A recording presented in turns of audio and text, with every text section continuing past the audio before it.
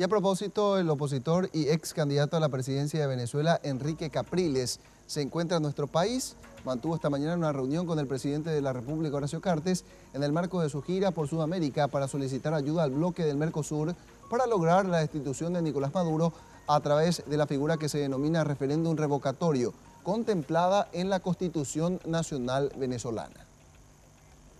En este momento hay miles de venezolanos haciendo cola para comprar alimentos, para comprar los artículos de primera necesidad, para conseguir las medicinas.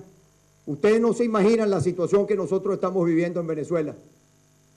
Y si Venezuela revienta, que no queremos que reviente, que haya una explosión social, eso va a tener impacto en toda la región. En otro momento, Capriles manifestó que la exigencia por parte de PDVSA respecto a pagar la deuda completa con la petrolera paraguaya Petropar, que asciende a unos 287 millones de dólares, en realidad es un chantaje y que el oro negro en el país bolivariano se ha convertido en una herramienta política al servicio de la dictadura de Nicolás Maduro.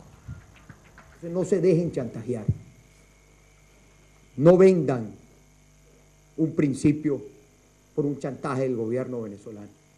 El cambio que viene en Venezuela no va a ser un cambio para perseguir a alguien, afuera y adentro.